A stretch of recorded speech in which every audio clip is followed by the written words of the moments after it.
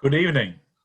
Welcome to the annual general meeting of Nottinghamshire Local Medic Committee. This is the strangest AGM I have ever been part of, let alone the strangest AGM I've ever chaired. It has been a very strange year, all in all.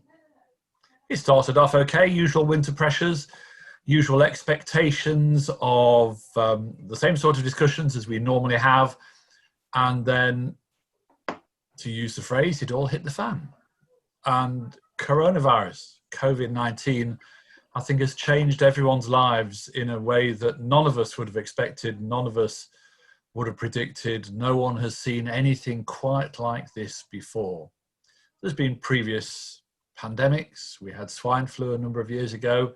There was a lot of planning for what might happen, but I think no one really thought this was ever going to happen again in this sort of way. Yet here we are right in the middle of it.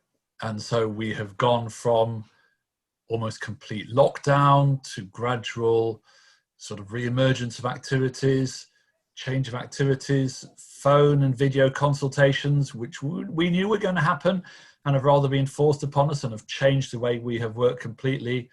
Hospitals have effectively closed down. They're now restarting.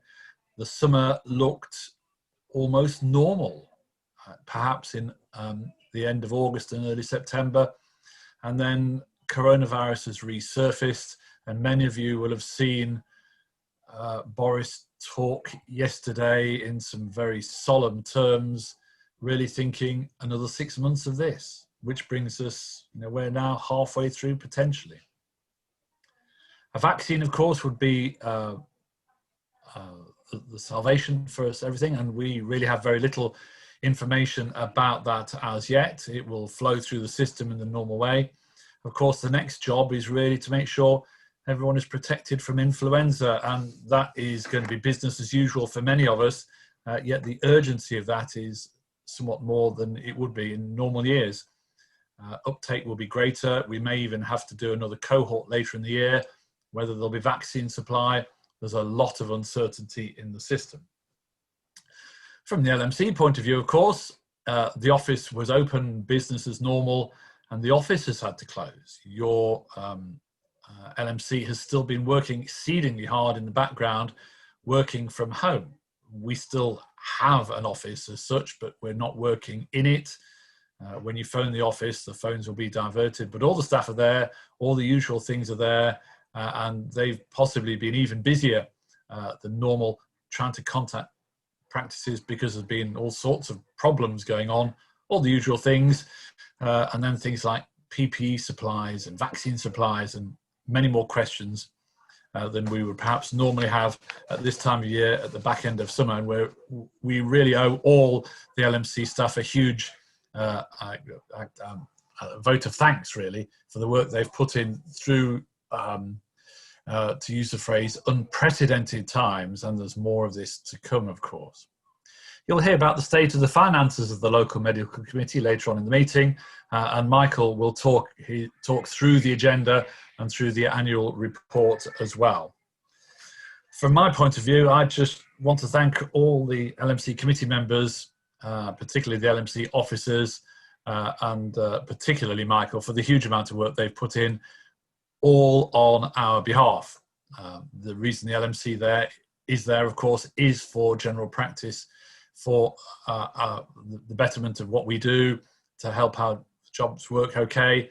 And as chairman, the office does so much work, and I'm eternally grateful for them. So I don't know what's going to happen in the next 6 months. It's very difficult to crystal ball gaze this. The way we work now is completely different. I suspect for many of us, we will never go back to the way we used to work. This has been a complete sea change for general practice. And I hope it will work for the better. Despite how we've got here, we will come out of this stronger. We will be able to do more with our patients because we have learnt different ways of working, different ways of talking to people, different ways of communicating with people. So I'm an optimist at heart. So I'm sure we will come through this and we should emerge from it stronger than we went in. Thank you very much for attending this meeting. I'll pass over to Michael, who will now talk through the rest of the agenda, and I will see you all at the end. Thank you. Thanks, Greg. Thank you for that good intro and bit of a state of the nation, really, in terms of general practice and where we're at.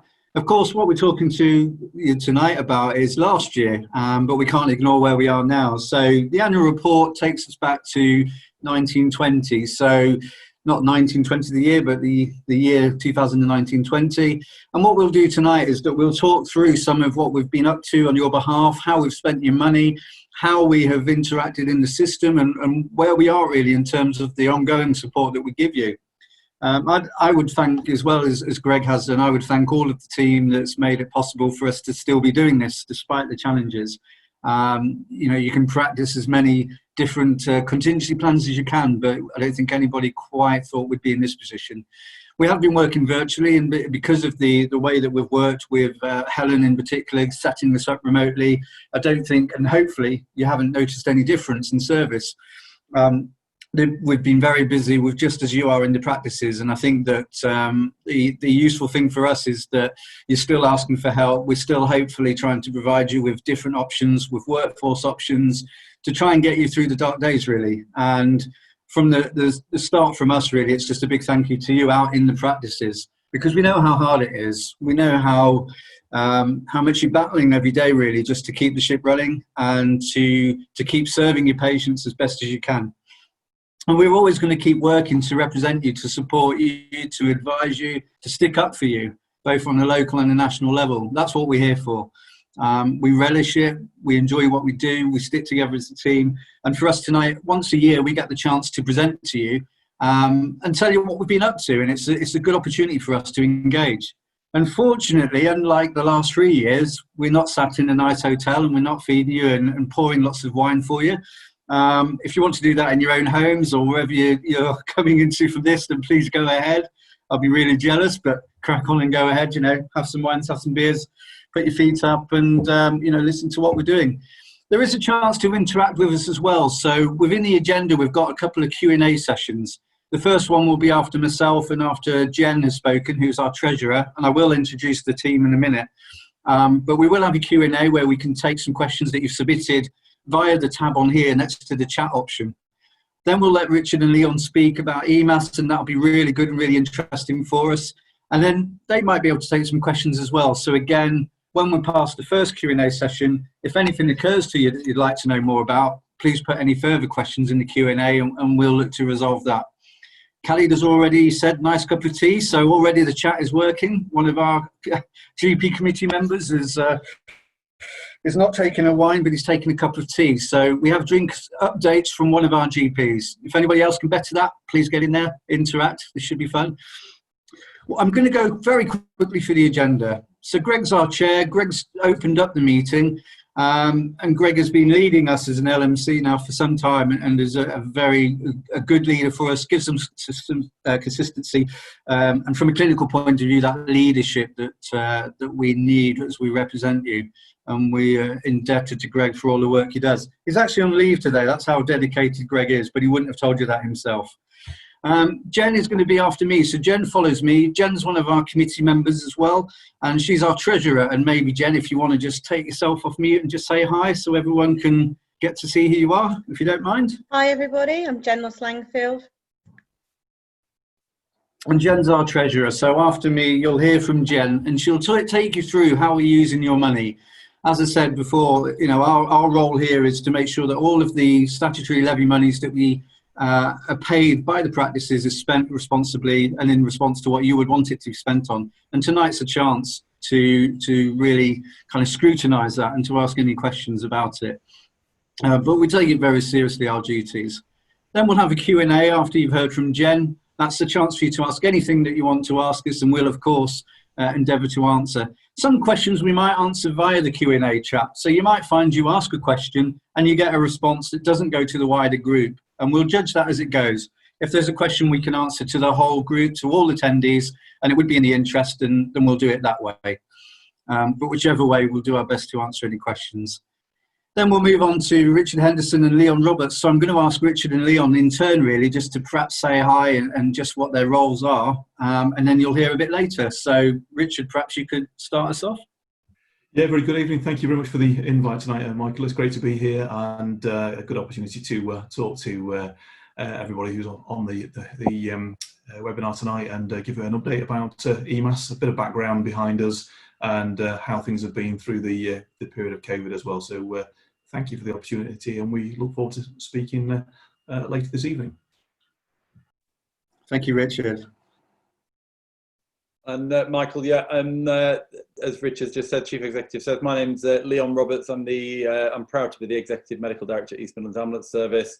Been in post for just over a year now, and had sort of relatively regular interactions with the LMC and Khalid and the team, and looking forward to discussing a bit of the clinical adaptations and work that EMAS have been doing, both in the recent few months and before that. Looking forward to speaking to everyone. Many thanks, Leon and Richard. So following Leon and Richard, we'll have another question and answer and round everything off, and Greg, our chair, will come back in to close the meeting a little bit later. And hopefully what you'll have got from tonight is a good update, a good feel for what support you're getting from us, but also hearing from system partners, hearing about the the challenges that EMAS face, and the chance to ask any questions that you feel are helpful and relevant. So that's the point, is to be better informed, but also to learn more about what we're doing for you. And we've got a responsibility to be really open with you and to be influenced by what you need. So in the last 3 years, we've had speakers who have come in from the system. So we've had the leads, we've had Tracy Taylor from NUH, we've also had Andy Haynes from the system leadership point of view. We've also had Richard Mitchell from Sherwood Forest in the last few years. So one thing we try to do with these events each year is to bring in another of our colleagues really in the healthcare professions to talk about life from their point of view. And hopefully that adds a lot of value. So I'm really grateful to both Leon and Richard for coming tonight.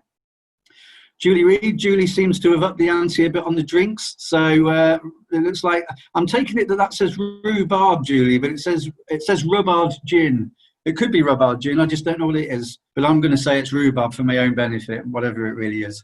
An aromatic tonic for me, celebrating its success. Well, I mean, that's showing off really. But anyway, good luck to you.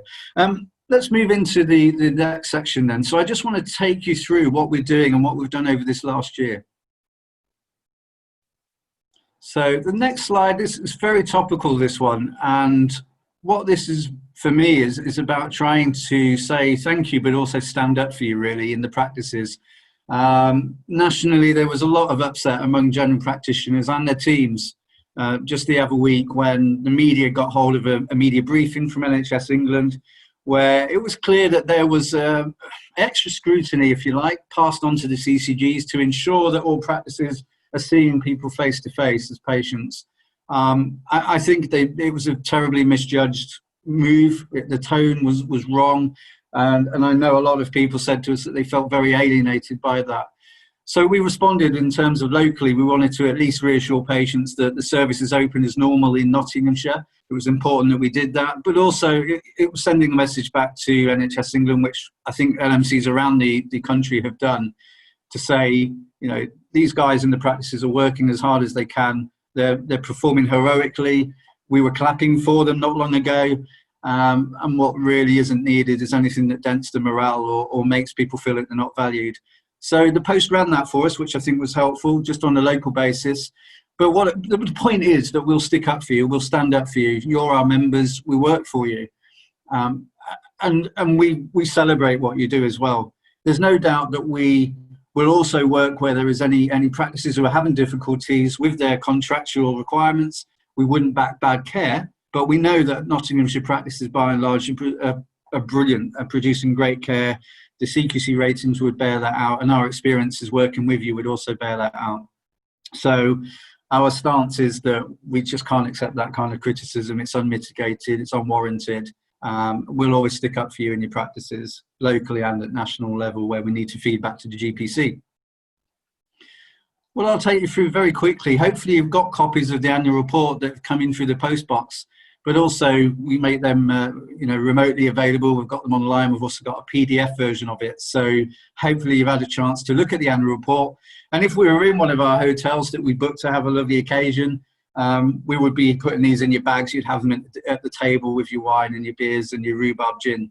So I think what we can do is just take you through that, just guide you through really. And what the front picture says to me is just a variety of people working on your behalf. So on the front page there, you've got Greg's smiling face, Greg's centre stage. But we've got a lot of the committee members as well around there, and myself, I've managed to sneak myself into the corner there. But you've got clear clinical leadership. So you have GPs who are dedicated to work on your behalf, who are elected by you in your constituent practices. They are there by virtue of being chosen to represent you as general practitioners on our committee. And the next, if you like, deadline for people to come into the LMC is in May next year, because that's the end of the current 3-year term. So I think that what that says to me is that you've got an army of people working on your behalf, clinicians leading the way, and we've also have practice managers, and we have nurse representative and Rabban Hussein Mills. We've got Julie Reid, we've got Joanne Sherwood from the practice managers as well, who also work on behalf of other professions in general practice. So it's important that you know that there is the office team who work every day for you, but you've also got clinical leadership as well, and people in the practices who help to drive what we do for you. The next slide is more of an introduction really. So it's the chairman's report, as myself as well as chief executive. So we're given reports, a bit of a feel for where we're at, where we look back over the last year, the last financial year, and we talk about where we are, and clearly COVID dominates that. We've been working remotely since the 17th of March, and it's been challenging, I think, for a lot of us, but actually we've seen benefits which have come quicker than we ever would have seen before organically, because actually we're finding quite a lot of people like this way of working. And as long as we look after each other's mental health and well-being and any needs that you have and communications, then I think it's something that actually has given us benefits we just didn't think might happen. On the next slide, we'll just outline a bit more that team that I talked about. You've got your clinical leadership on the left-hand side there. So these are your GPs who are on the committee. They're all constituent GPs. They work in practices or they locum, and they've got their finger on the pulse. They're able to bring their own perspectives really on what's happening in general practice. Some of them lead PCNs as well. So again, we have that representation at that level, which is really important for your representative body as the LMC, as the one mandated in law to represent the profession. It's important that we have these links and we have people working with us to do that and to represent your views. On the co-opted members, we've got Peter Holden, Dr. Peter Holden, a Derbyshire GP, and Peter is our GPC rep, so he does advise us on national issues, and he's a very, very busy and very dedicated man to the profession, and we're fortunate to have him locally as well. Julie, Rabana and Joanne, we've got there as well. They're the professional representatives, the practice manager, practice nurse representatives. And then our team. I mean, our team is everything. You know, I probably don't tell them enough, and some of them will be hopefully listening in, watching in. I don't say it enough, but what I do need to say as much as I can, and I will say tonight, is that the success of the LMC and anything that you find is helpful from the LMC is driven by these guys. They're multi-talented, multi-skilled. They all carry out lots of different roles, carry out to a high standard. I'm proud to be in the LMC. I'm proud to have them as team members and teammates. So it's a big thank you to them. And without them, we wouldn't be able to support you, whatever the leadership that we've got in place. So really happy with that. And I'm proud to say that we've got a great team here in the LMC. And they're all there. And you'll see them throughout the annual report because you'll find out more about what they do. The liaison team. So for years now, we've had a liaison team where we have, and we're very different to a lot of other LMCs. I think that unless you work in a GP practice away at other areas, you don't really know the difference between LMCs. And we're all different sizes. We all work in different ways. We've got different sized teams. It ranges from a GP and administrator upstairs in one room in the medical practice. That's the whole LMC in some places. And in other places, it's a big kind of federation of LMCs like London-wide. So we have a full spectrum, and we're one of the kind of medium to larger LMCs. But it means that we can have dedicated liaison support, that we can use some of your funding to fund people who have got management experience, primary care experience, secondary care experience in our case. And we've got Lucy and Stuart there who are our liaison officers. And in the report, they break down a bit more some of the activity they do. And they're often the kind of the front, if you like, on the ground. They're the guys who do a lot of the work with you in the practices. And again, very dedicated and hardworking people. Excuse me taking sips of my water. There's no gin in there, unfortunately. The pastoral network. So the pastoral network, again, we've had this for years, and not all LMCs have this. So we do have it where the pastoral network are a group of GPs. Quite a few of them are retired GPs, but we've got a few more coming in now who are active as well. And they will work on behalf of any GP who needs their support for any kind of issues or support that they might need. We've got examples where our pastoral network GPs have been working for over a year in some cases with a GP to help them through an issue. It might be performance concerns in terms of NHS England interface, provider concerns. It might be about money. It might be about relationships. It might be about partnerships and mediation. Anything you can think of that you might need some extra help for, I'm confident that we've got that help here. And we've got a communications team. We've got Zenaida and we've got Rahima, who both do communications and event management. And again, these dedicated posts have been able to upscale and upskill what we do, really. And we're in a period of change with our website and with our app. And the social media output has increased unbelievably so. So we've got dedicated communications, and we think that's one of the most important things we do, apart from the liaison work, because you need to know what's going on. And we have a lot of feeds that network in across the country. As I mentioned, we've got our events. So Rahima runs our events, and we at the top there you've got the last year's AGM, and we had an awards ceremony, and we will bring back the awards ceremony when we can meet again in person, because we want to celebrate general practice. We've got our conference, our annual conference around January, which we're yet to set the date for. We normally bring the GPC chair, we bring in Richard Henderson, and we're looking at who else we're going to bring in as keynote speakers. And we do workshops, and we have a day really where it's dedicated to us giving back to you in your practices and making it really helpful. So we'll continue to do that, but at these indications, it might well be virtual this time. We've got the Buying Group Federation. We run this out of Nottingham. It's a national team. We work across over 50 LMCs. They're all part of the federation, closer to 60 LMCs. And it provides a lot of discounts on a lot of suppliers and professional services that you need in your practices. And it's a dedicated team.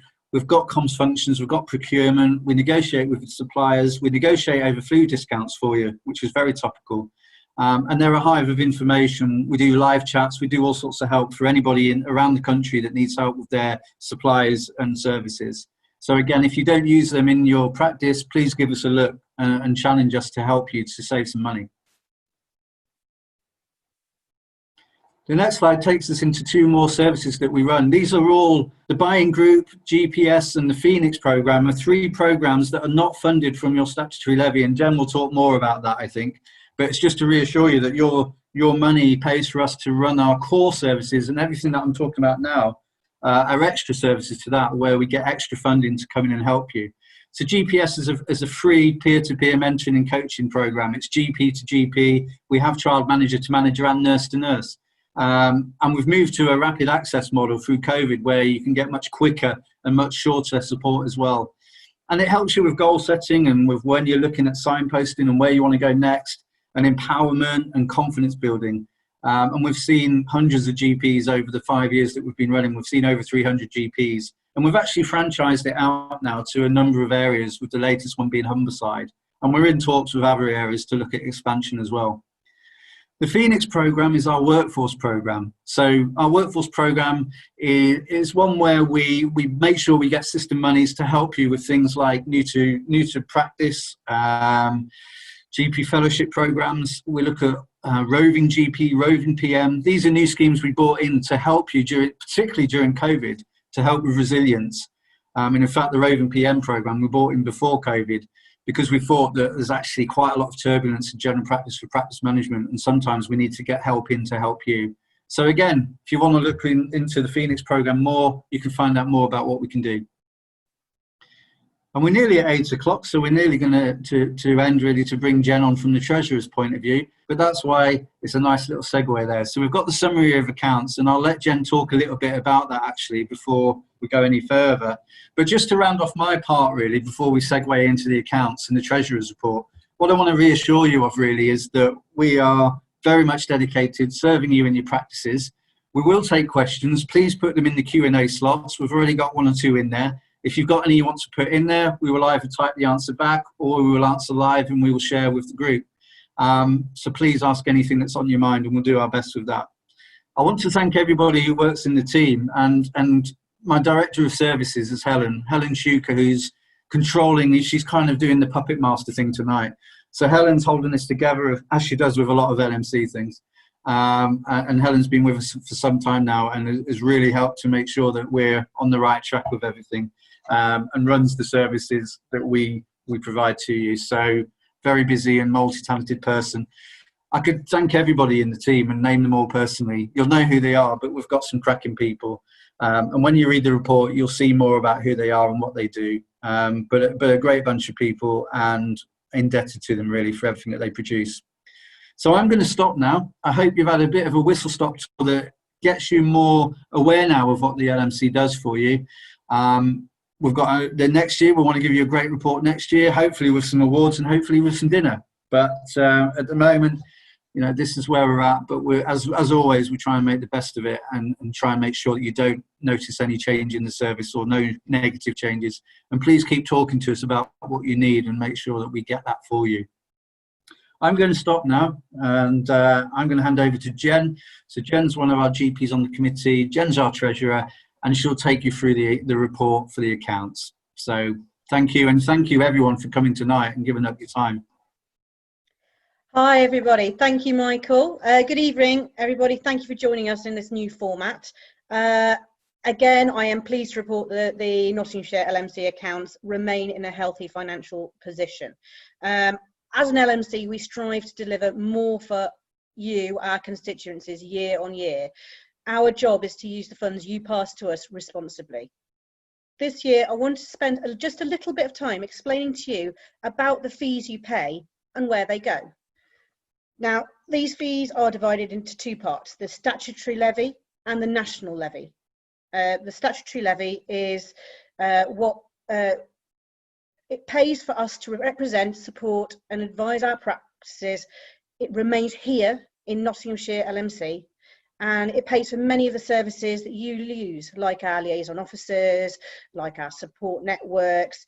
And it's really important that we have that, because it also allows us to represent you locally, and we need the right person representing our members in our meetings and our event to ensure that the views of our GPs, you, are heard, and that impacts upon the impact upon general practice is understood and then acted upon. And this representation ensures that we, as an LMC, are well informed about the tactical and operational and strategic changes that are going on in primary care. And I want to assure you that we've not only maintained our portfolio of support services for practices and GPs, including GPS and Nottinghamshire General Practice Phoenix programme, which has gone from strength to strength. We've introduced roving practice managers, and now we've also added to the services, and now you've got roving GPs available to help support you and your practices through these unprecedented times. You can read more about these programs by visiting our website and having a look at the Phoenix program's website. But this year, we've managed to make some things a little bit more efficient. Particularly, we've saved money on our conferences and attendance costs. And that is a tribute to the knowledge and experience and professionalism of our Secretariat, who I would like to thank for their continued hard work. As a result of their hard work, we will again be able to freeze that statutory levy at 38p going forward, where it has remained for the last 10 years, since 2010. The other part of our fees is the national levy payment. This is a payment which we make on your behalf through to the GP Defence Fund, GPDF, who provide funding for the activities of our national negotiators, the General Practitioners Committee, GPC of the BMA. So every year we send our voting representatives to the LMC conferences to give GPC its mandate as to which policies and issues to adopt and negotiate on an annual basis with the NHS England, and on the GP contract, including national direct enhanced services, QOF and other activities. Without the national levy from practices, GPC would not be able to represent the profession at national level. This year we have some good news. The national levy was reduced, and we've therefore passed that reduction on to our practices, and we backdated it to April this year. This year, an average size practice of roughly 8,800 patients will pay us about 38.72 pence per patient, or about just under £3,407 for support and advice and representation for a year, which is tax deductible. And the national levy is then passed through to GPC and is set at 4 pence per patient, normally therefore about £264 for an average practice.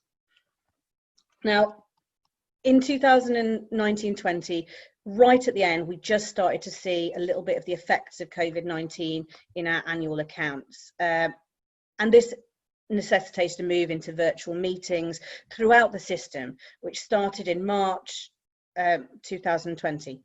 Looking forward into our next financial year, I think there's going to be a lot more change.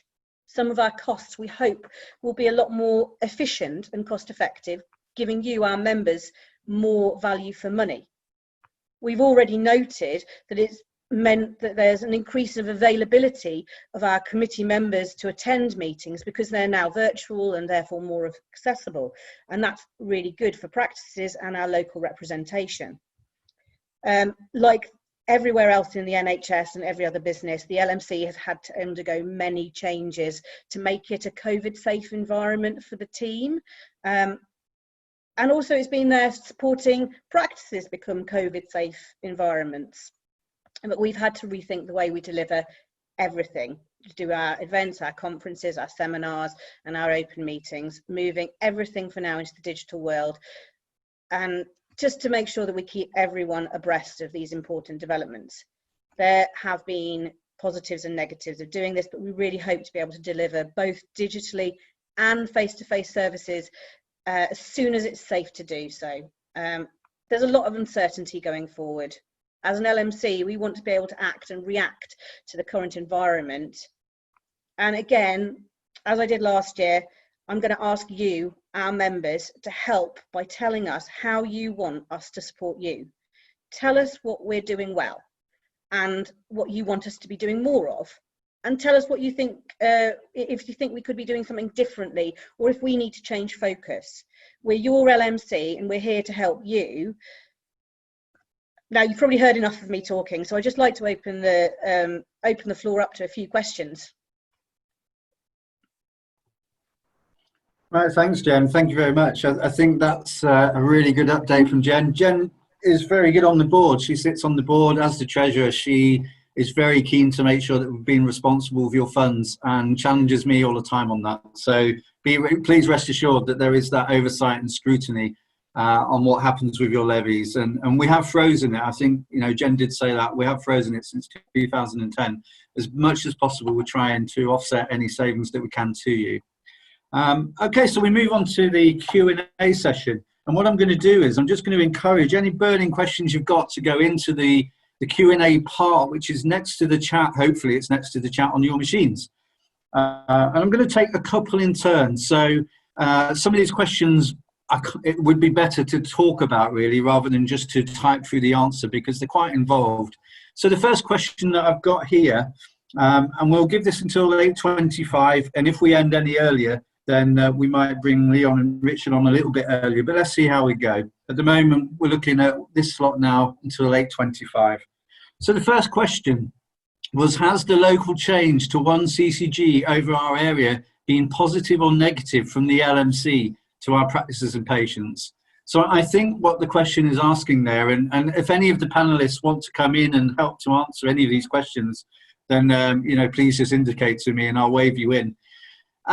It's a really difficult question to answer because there's not one answer. And I think that the question is trying to find out how we feel about what the impact of the merger of CCGs to one from 6 from the 1st of April, what difference that's made to our practices and patients. We serve Bassetlaw, so the thing that we won't forget is that we also have another CCG just over the border in Bassetlaw, who we do work very closely with. So we did move actually with a practice vote.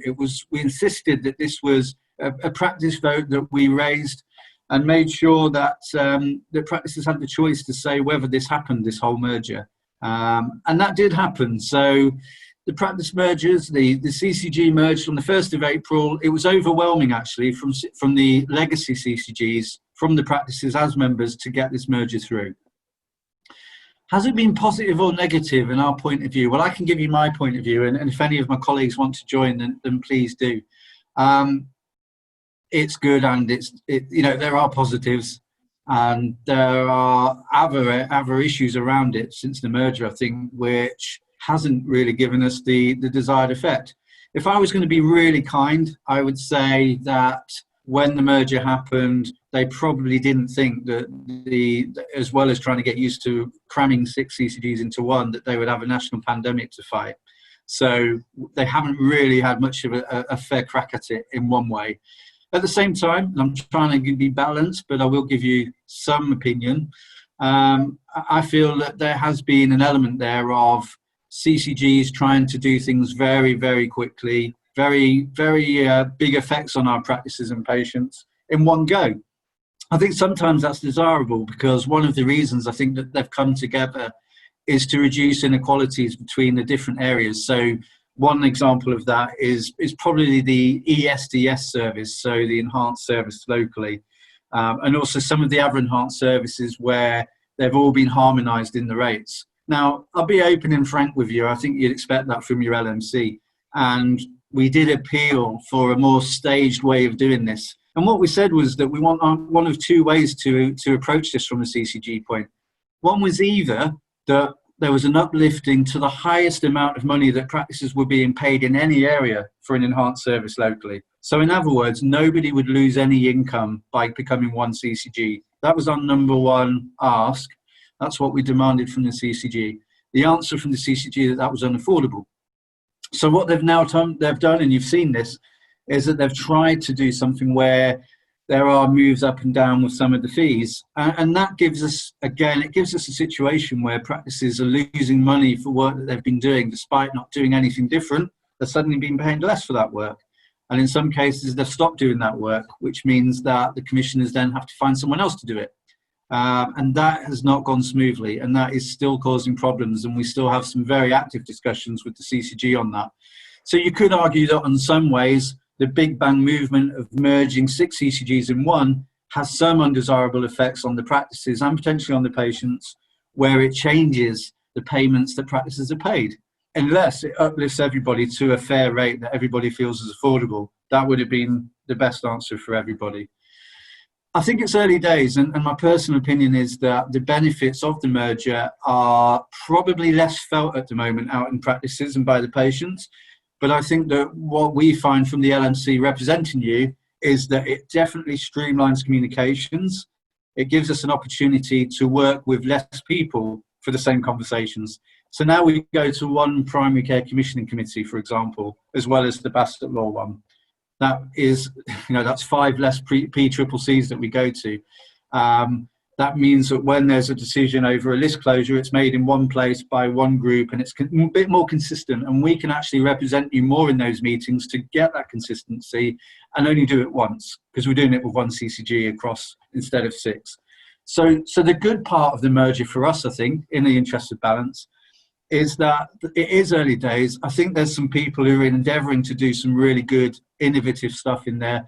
They've got the emergence of the Clinical Design Authority. We've got people who we haven't talked to before about some of the specialities who are now talking to us and we're being brought in to get the chance to discuss different specialities at that level. And that's definitely an improvement, and that's definitely something where, whether it be flu, whether it be mental health, ADHD, minor surgery, whatever it might be, we're having a lot more probably focused discussions now. And the committee are able to then specialise, and we have committee members who will work on certain clinical areas on your behalf, and then they'll build up a relationship with their ROPO, if you like, in the CCG who's dealing with that.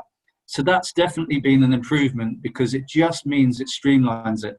The argument against is that if you're not getting a good answer, you're not getting a good answer once, and that's affecting everybody, instead of areas where you're getting some good stuff happening in 2 or 3 CCGs, and you're getting some stuff you think is not going so well in other ones.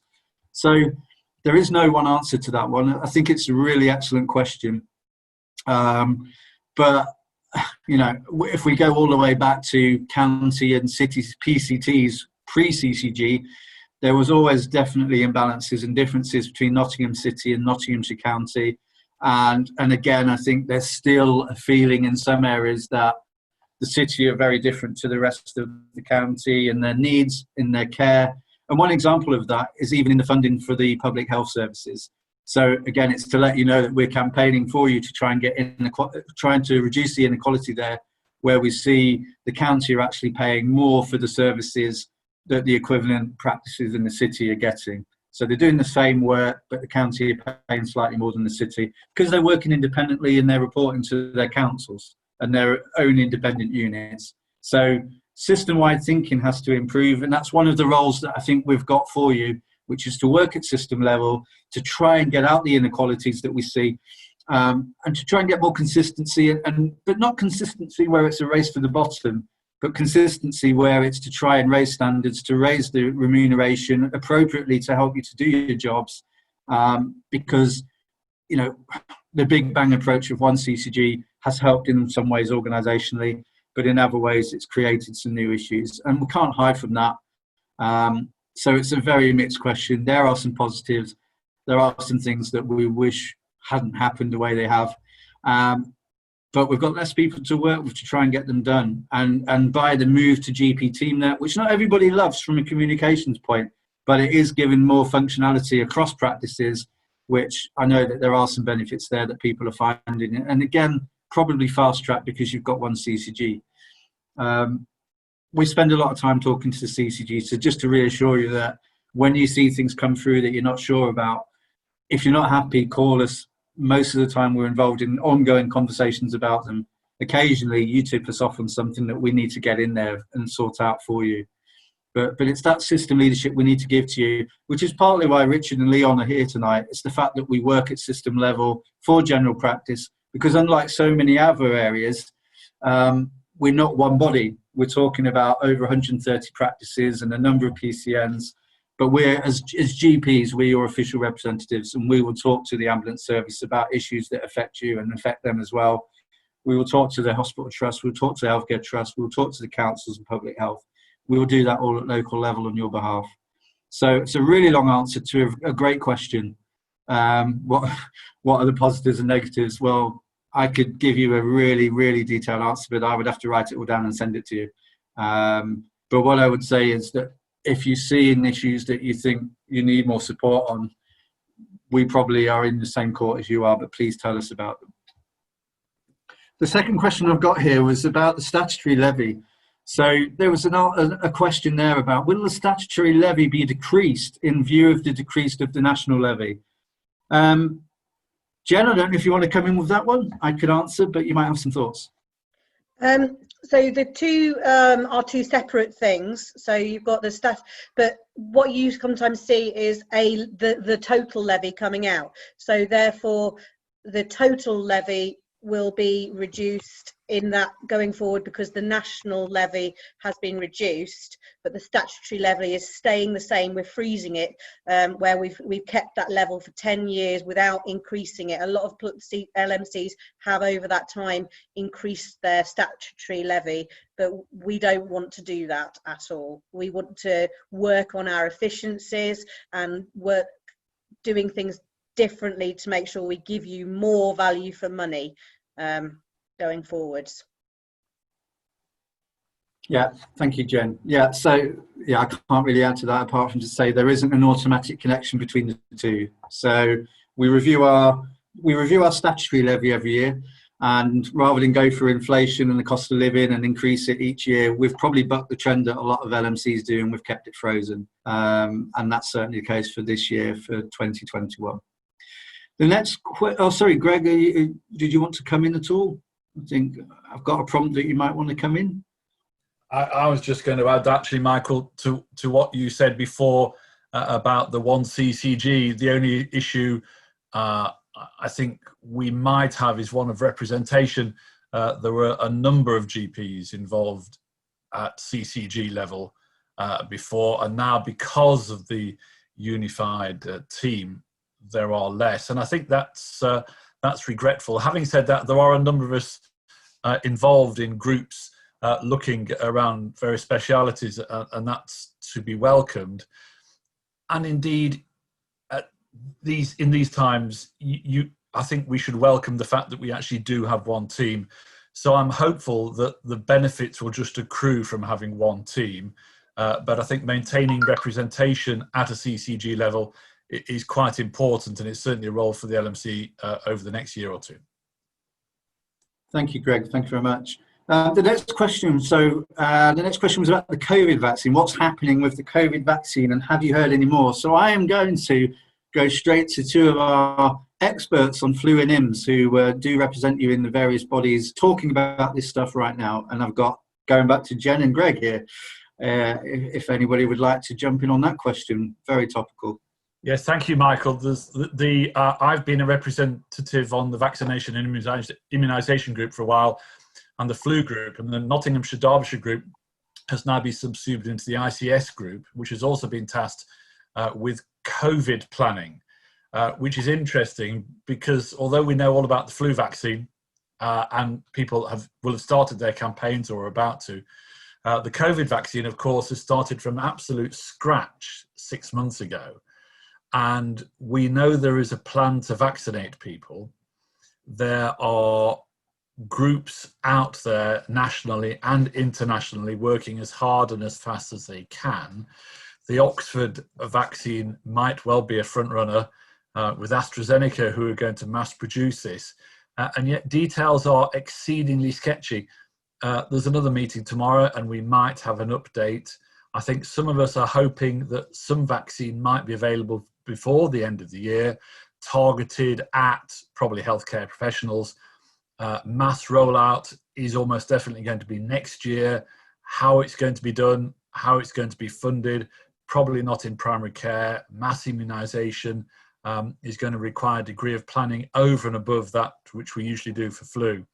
So details are sketchy, but as soon as we do have details, we will endeavour to get them out as soon as possible, because a vaccine is the only thing that's going to slam the door on COVID. Otherwise, we're going to have to learn to live with it, as someone said the other day. And that just seems such a gloomy thing to do. And I think we all want a vaccine ASAP. Jen, I don't know if you know of any more. I just wanted to add, a lot of these decisions about when a vaccine will be available, who will get it first, they're not going to be made at local level, we don't think. They're going to be nationally mandated. So I've heard thoughts that care homes will be prioritised. I have heard thoughts that NHS staff will be prioritised. I have no idea who will, and I don't think that that will be anything that we will be able to influence locally. However, both Greg and I are at those meetings, and we will pass on things as soon as we can, there when we actually know anything real. Carter apparently has put an answer on the chat group, which is quite funny. Thanks for that, Carter. Yeah, I'm not going to comment on whether that's from a Russian recipe, but anyway, that's so wrong. I can't do that. So yeah, I mean, Peter has given us some reassurance there. So Peter Holden, our GPC rep, so is being looked at the national EPP So it is very much something that's being talked about. I guess that some of the concerns from practices might be that they don't suddenly, as well as the addition of the age 50 to 64 cohort for flu, that they're not finding that later in the year or early next year that they're suddenly in charge of a whole big program like this. So I'm reassured that Peter's involved in that. We have GP representation in the national discussions, and there will be GP representation in local discussions about how we implement that. I think that okay. I think.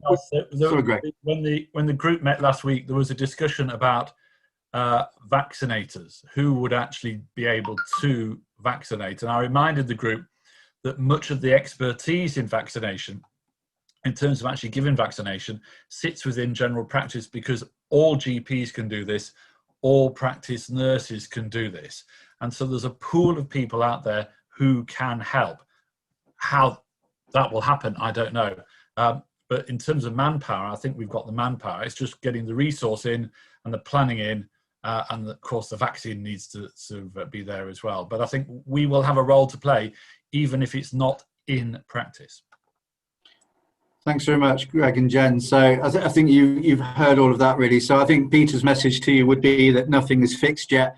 We're talking about potentially up to around 136 million doses. And the storage and reconstitution issues, there's lots of issues that are not yet sorted out. So again, just be reassured that we have the general practitioner representation in those national discussions, and will do locally. So we hope it isn't going to be something that lands on GP's desks around December, New Year, while we're at the height of winter pressures. But we do know that we'll be involved certainly in the communications about this. And about ongoing support. So it's something that we're going to need to be involved in, but we need to hear more. And the newspaper headlines don't necessarily tell us the accurate truth sometimes, I would suggest. So what we're going to move on to then, so we've finished the Q&A. We do have a chance towards the end to have another one if anything else emerges that you want to ask us about.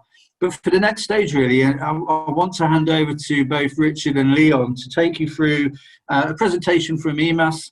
Again, really indebted to them for coming tonight to talk to us and to share the evening with us and share their time. Very grateful for that. If you have any questions for them, please add them to the Q&A tab so that we can pick them up at the end and we can go through them with both Richard and Leon as appropriate. But otherwise, I will hand over and look forward to this. And thank you for coming. Okay, thank you very much. Thank you, Michael, and good evening, everyone.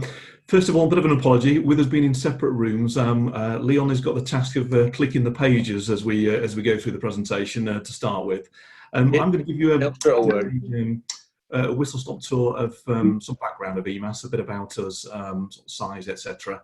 And then Leon's going to cover off the key discussions around our response to COVID, the impact of COVID on ambulance, and then we'll both collectively respond to any questions which arise. So thank you very much. Next slide, please, Leon. So myself, I've been the chief exec now, including in the acting period since Christmas 2016. So just approaching 4 years. And at that time, many of you will know, we were in a very challenged place as an organisation. There were a number of key factors, notwithstanding our core operational performance. We had significant concerns from the Care Quality Commission, but also our financial position was very serious, and we had a significant deficit. And I'm pleased to say that sort of 4 years on, we are in a very different place. Things are still challenging, as they are to many of us, but we've got on the first slide here just demonstrating that on the last inspection from the CQC, we were rated as good overall, but actually most importantly for caring was rated as outstanding. So the care that our colleagues provide on a daily basis, we were rated outstanding for, and that's something I was immensely proud of, and I'm still to this day. Now we know obviously things have changed around us, and we know we're certainly experiencing some very different challenges, but in relation to the position of the Trust, there is a web link there if you wanted to look at our annual report for 1920. It gives a few more details. What I'm also going to do is just now, next slide please, Leon, just go into a little bit of background of our position as an organisation. So as a trust, we take just over 1 million emergency and urgent calls per year. And we do see that growing as each year moves on. We see around a 5% growth per year. We employ just over 4,000 staff in a variety of roles. Our frontline establishment is around 2,500 paramedics, technicians and emergency care assistants. We've got about 500 people employed across the control rooms, and then we have the patient transport service and corporate staff. Last year alone, we recruited just over 400 more staff into the organisation, and it says there we enhanced training as well. So we went into a new partnership with a number of universities. So a lot of our education now is provided by university, and that's the level of and the quality of the training has certainly changed and continues to be held in very high regard. Now, aside from stabilising the financial position of the organisation, and it's absolutely key that we still invest. So we're in a very strong, stable financial position now. We no longer have the negative deficit as we had previously, but we've also been investing heavily in our fleet. 4 years ago, the average age of our vehicles, this is not the oldest, but the average age of our fleet was 8 years old. So there's no surprise that some of the vehicles that you were seeing on the front line of the East Midlands were ageing, and they were in a poor state of repair. I'm pleased to say now the average age is around 3.5 years. So we have invested heavily in vehicles. All the vehicles come with the latest equipment, including the LifePack defibrillators, and the technology on the vehicles is at the highest standard. And we're just going through a program at the moment of replacing and reprocuring the electronic patient record system, which we were actually one of the first ambulance services back in 2008 to roll out, but that system became somewhat dated, and whilst the system we have at the moment is good, there are certainly improvements to be made, and that's something which Leon and colleagues are heavily focused on at the moment. We also appointed a new Director of Quality, Director of Quality Improvement, the actual title, and a new Medical Director, Dr. Leon Roberts, as you'll get to hear from in a couple of moments. So next slide, please, Leon. Alongside the growth in activity, we actually took on some new patient transport contracts as well. So we took on the patient transport contract in Northamptonshire and Chesterfield to complement what we also have in Derbyshire. And as time moves on, we're also keen to get back into the marketplace for all the bits of the East Midlands to hopefully be able to deliver more PTS services. I've mentioned briefly around operational delivery, and we will get into some of the data around that, but it's no surprise that we have improved. And actually, when we look at the sort of the first quarter of this year, notwithstanding the pressures of COVID, we're actually in the upper quartile of ambulance services within the country from a delivery perspective, and actually across Nottingham and Nottinghamshire, amongst some of the highest performance standards of all services. So that's something we are very proud of. Another area which Leon is concentrating on at the moment is around further enhancing the clinical opportunities for our frontline colleagues, and we've been very traditional for many years, and actually we need to be able to adapt and change and give people those greater career opportunities so that our frontline colleagues can professionally develop, and I know that's something we're all very keen to talk or we're keen to talk further about around opportunities across PCNs and other health establishments. And then the final bit on this slide is around we've got a new quality strategy, which again can be accessed via our webpage. So thank you, Leon. Thank you. Can you hear me okay, Michael? Yeah, perfect. I think the first thing to say before I talk is, as with any doctor speaking, is 3-letter acronyms. I've just had a look back through my slides, and there's some cracking 3-letter acronyms. So as I go through, I will try and explain them, because I'm aware that I'm speaking to a primary care audience and not an emergency audience. But I really wanted to start by thanking GP colleagues in Nottinghamshire for everything they've done during COVID, particularly since April of this year, but also going back to when I came into post. In fact, I think, Michael, you were one of the first people I came over to see in Nottingham when I was new in post, come and hear about the LMC up in Nottingham, Nottinghamshire. And it was really great to start to make those links with your team, and also with Khalid and the representative there, but more on what primary care have been doing for EMAS. I think I wanted to start by looking at how COVID impacted EMAS. Now, the first slides I've got are some sort of graphs on activity for EMAS and also pathways for EMAS. I think everybody is keen to understand the care we afford our patients, both in primary care and emergency care. And one thing we all want to do is do the right care in the best place for patients. And the traditional model of wheels and ambulances and diesel taking people to hospital is outdated. And we really need to scratch our head about the right pathways for our patients. So I'm going to start off with a little bit of detail on some of our activity graphs through COVID. Then I'd like to speak a little bit about the clinical innovations up in the control room and out on the ground during COVID. And then I'd like to share some preview data of our sort of high-end emergency work, our cardiac arrest, which has literally been published in the last couple of days. So I'll crack on if that's okay. Understanding the impact on EMAS, this slide shows our weekly activity. And you can see across a week, we average between 13,000 and 14,000 calls. So let's round it up to EMAS receives 2,000 calls a day in a 24-hour period across the 5 counties of the East Midlands. EMAS being one of 10 ambulance services across the UK, therefore by definition looking after a tenth of our fair country. And you can see where our pinchers start to come in winter. You can see in November 19, the winter pressures ramping up to 14,500, 15,000 jobs a day. And you can see that we plateaued out January, February, which was unusual for us. We do normally see a slight surge in Q4, and then COVID hits us on the 9th of March. And hopefully you can see the blue area of activity drops right down to around about 13,000 jobs a day. The slide here shows us the activity split year on year between what we were doing in April 19 and what we were doing in April 20. So non-COVID time to COVID time.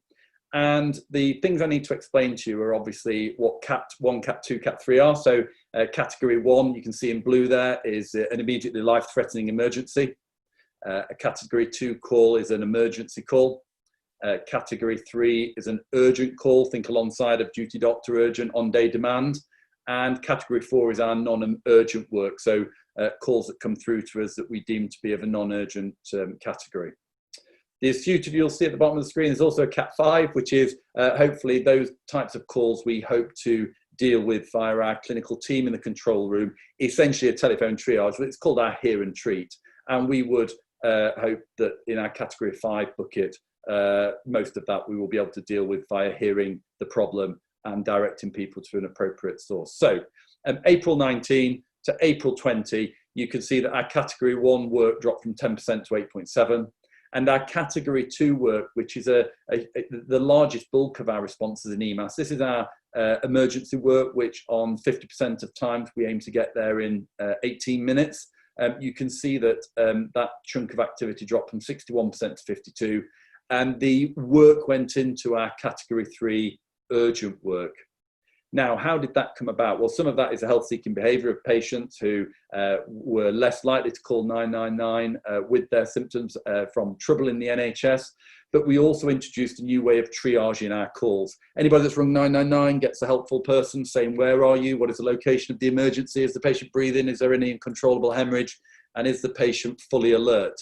And then we go through a scripted triage system like NHS Pathways in order to give that call a disposition, to give that call a clinical urgency. And what we did through COVID was turn on a national system of pandemic triage protocol. So we were allowed through central decision making, through the National Ambulance Cell, they asked all ambulance services to triage and categorise their work in a different way in the face of pandemic, giving us a better chance of getting to that true category 1 work in a timely manner in 7 minutes, getting to that category 2 work in a timely manner, 18 minutes, and giving us a little bit more time on the category 3 work. And as I'm sure you can imagine, from abdominal pain to collapse unconscious to diabetic hypo to indeed a healthcare practitioner call from your surgeries, there are hundreds and thousands of different codes. We were able to our outcomes from those codes were able to be different due to pandemic coding. So In short, through April 20 through to July 20, Richard and the operations team, EMAS as a whole, were delivering our national standards across all 4 categories right through to July. And a lot of that was due to the volume of work, but also the categorization of work. What happens in a system? What happens with our interactions with patients? And what you can see here from March and April onwards is a big surge in successful pathways for our patients. Now, in our electronic patient record system, we have a little button we can press, which essentially is like a tab on system 1 or EMAS, which is essentially like a template coding. And it shows us where our ambulance crew wish to use an alternative pathway to A&E and when it was successful. And you can see as our systems start to work closer together and we start to collaborate, our access to GP pathway, our crews thinking that the GP could be a benefit here, just surged right up through March, April and May. And I'm really grateful for that GP engagement with our crews. I've got some information on a few slides as to how our crews found those engagements, but you can see that pathways and access to pathways opened up. And hopefully you can see therefore conveyance drops. So you can see in the right hand side of the graph, the bars are our conveyance to ED. You can see from March, guess what? If we have better access to general practice and senior clinicians in the LMCs and in the GP surgeries and in the urgent care centres who can take responsibility for these patients that don't need to go to ED, we take less through the system. And there's nothing demonstrates it more clearly than this graph. Handovers. Anybody that follows the news through winter will know that in winter last year, Richard will correct me if I'm wrong, but we lost around about 13 to 14,000 operational ambulance hours in December 19 alone. And where those hours and minutes are lost is at handover. Our ambulance takes a patient to ED at QMC or Kingsmill, and we have 15 minutes to hand the patient over to ED. After that 15 minutes, we've got 15 minutes to wipe the ambulance down and finish our notes. And we would hope that our ambulance was ready to go at the 30-minute point from wheels, handbrake on in ED. Anything over that 15 minutes is a pre-handover delay. And we lost 14,000 hours to those delays due to poor ED flow and handovers. And at times we had upwards of 20 ambulances parked outside EDs with a complete block on flow. To the right-hand side of the graph, you will see in COVID that ED and hospitals clear their back doors, clear access on wards, and guess what? Our handover delays in a week dropped to 800 hours. Absolutely unheard of, increasing our operational time, increasing a timely response to patients. Real effect of COVID on our emergency response. So what were our COVID actions within EMAS? Really system-wide collaboration. We were really keen to work with partners on the right care in the best place, and I engaged as much as I could with the LMCs. I held weekly meetings with Khalid, LMC representatives across the 5 counties to hear what the problems were in primary care and reassure people that through COVID we were actually able to get to you as GPs in a really timely manner with those healthcare practitioner calls, those HCP calls for helping the surgeries, for timely responses. We were getting to you in 18 minutes. 15% of the time throughout the months of that early COVID period. We were really visible with our leadership. EMAS started doing Facebook Live sessions with staff directly into crew rooms. We started doing weekly managerial teams meetings. We held frequently asked questions through our e-news, and we got out and about on the ground supporting our staff. They were scared, they were anxious, they were going into homes of people with code 36 COVID symptoms, and they were going home to their families having been in the back of an ambulance with COVID patients for periods of time to hospital, and leadership was absolutely key to us. Support. Our Director of Quality and Patient Improvement, Nicola Bramwell, has set the task, really changing the culture at EMAS and really looking at the NHS learning from events and a just culture. And we've changed the way in which we look at our significant events and our incident reports to actually do true learning from that. And we're looking forward to sharing that with the CQC when they come back. Workforce planning, it's no surprise to hear that from those 400 staff that EMAS recruited last year, not all of them were fully trained, registered paramedics. Some of them were technicians, non-registrants, essentially like a non-registered doctor or a healthcare assistant, and we needed to ensure that they had the right support on the front line. GP Connect was a huge thing for us. We were really fortunate that in October last year, I was engaging with Michael and the team in the LMC regarding access to patient notes through NHSX, a support activity. And it meant that our frontline practitioners could get access to a summary care record in the front room of the patient. And let's be fair to paramedics, they're meeting people in their hour of need, in an emergency situation for the first time, in unknown circumstance, with unknown history on the patient, with no knowledge of the prior experience of ambulance or primary care, and they're trying to forge an early rapport and decision making on the outcome for that patient. What really helped was access to the primary care record through GP Connect, and our frontline paramedics were accessing that 30% of the time. We were, when it wasn't a true emergency and we had some time to get further information, GP Connect was allowing us to do that, and I'm really grateful for the access to those notes. Clinical Coordination Support Desk. I applied for some COVID funding in March through Richard and our finance director to recruit a experienced doctor, GP and emergency physician into our control room 12 hours a day, 10 till 10, giving direct access from our crews directly to a doctor in the control room. I equipped them with video consultation through Accurate. We equipped them with System 1. We equipped them with sort of access to the full ambulance service records. And we gave our frontline crews direct access to that doctor, helping our crews decide when to call primary care, when to take people to ED, when to leave people at home, when to engage other services and different pathways. And what we did that was different this time is we recruited people with a pre-hospital background. We recruited clinicians with a pre-hospital basics or emergency background who had worked alongside ambulance crews in the past. And since the 1st of April, we've had that rota covered 98% of the time, 7 days a week, and through each weekend and bank holiday. And that's created a really good resource for our ambulance technicians. Card 36 handling of calls, I've already mentioned that the Card 36, apologies, acronyms, is our COVID triage. So we were triaging calls differently clinically. We allowed our clinical assessment team to work from home. We got some remote access software. And so people that were shielding on restricted duties at EMAS were able to call 999 calls back from their own home and hear and treat patients in our category 3 and our category 4 and 5 work. We had direct lines to ED seniors. QMC gave us a mobile phone number of an ED consultant, and indeed Kingsmill gave us access to a priority silver line for frailty and nursing home patients where we were considering onward conveyance, a real true clinical collaboration.